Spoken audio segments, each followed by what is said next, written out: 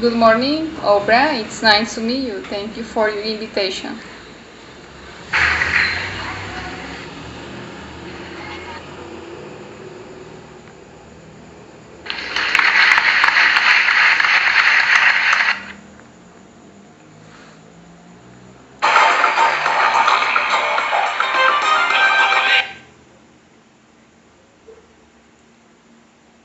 I'm glad to tell you. My novel is the story of a girl named Scarlett O'Hara who lived in Atlanta during the Civil War and the days of the Reconstruction. The book isn't strictly a book about the war, nor is it a historical novel. It's about the effect of the Civil War on a set of characters who live in Atlanta at that time.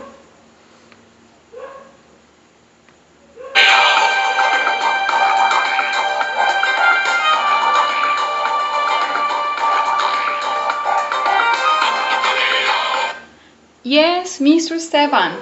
That's the meaning of the title, Gone to the Wind. Naturally, I would be glad if people talk that the book details the story of the whole South. But that isn't the kind of book that I try to write. It's a book about Georgia and Georgia people, especially North Georgia people. There are incidents in the book which take place in Savannah, Charleston, Macon, and New Orleans. But nearly all of the action takes place in Atlanta, the plantation home of Scarlett O'Hara, the heroine. Scarlett O'Hara goes through all those experiences, and after the war is over, she comes back to Atlanta and does her part in the rebuilding of the city. And she lived through the terrible days of Reconstruction, and the story carries her and Atlanta up to the time when the carpetbaggers had been run out of Georgia and people could be living their normal life again.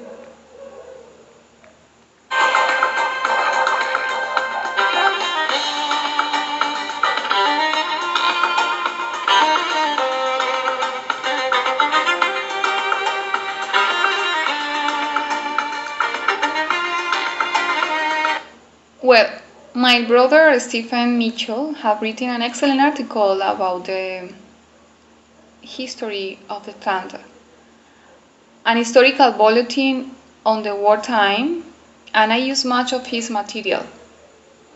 I also use facts and I myself dug out of all newspaper of the war days and all diaries and letters in the period.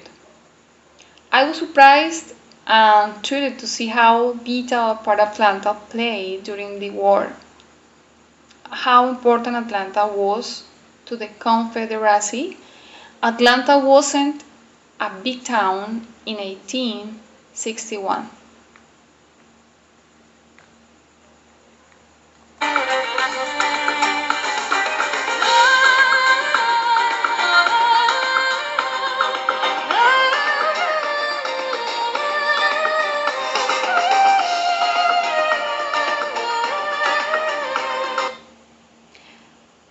Okay, I learned a complete process about my research in private classes at university. So I spent many time doing the analysis of the war.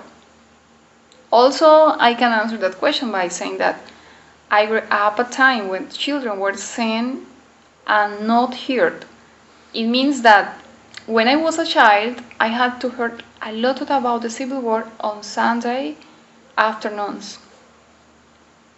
And when I was a little girl, children not encouraged to express their personalities by running and screaming on Sunday afternoons.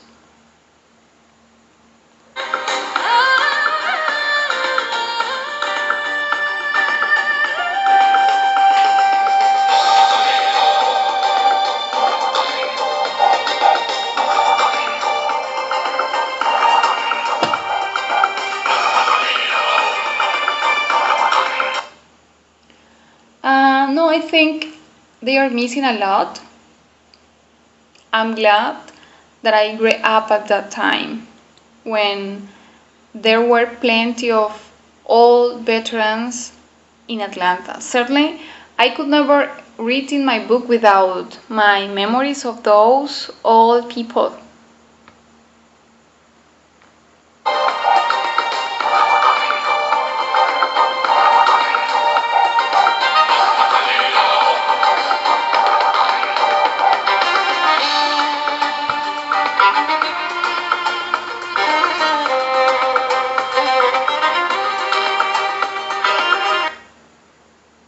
No, not a single character was taken from real life. In the first place, I wouldn't know how to go about taking a character from life, and in the second place, made up characters are so easy to handle. They will obey the author and do just what the authors want, whereas characters taken from real people are apt to be obstinate and unmanageable, and to insist on having their own way.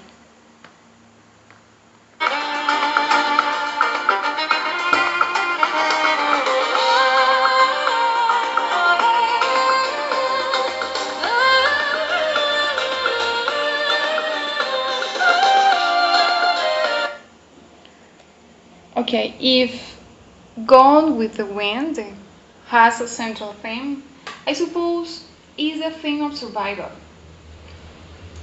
What qualities is it that makes some people able to survive catastrophes and others? Apparently, just a brave and able and strong. I have always been interested in this particular quality in people. We've all seen the same thing happen in the present depression. It happens in every social convulsion, in wars, in panics, in catastrophes, in revolutions.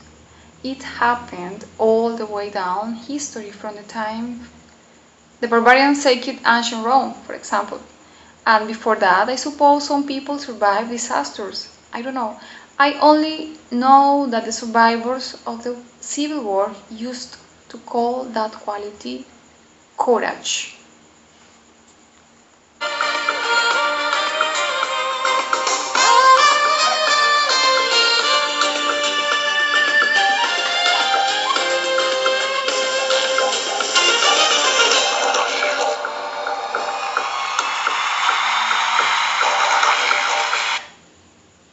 I really appreciate your invitation, Oprah. Thank you very much.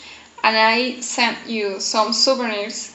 This is in honor to my book, Gone with the Wind. And these condors are in honor to the victims from the Civil War. Remember, I'm the American rebel because I fight for changing the role of women and the liberation of African Americans. Thank you very much.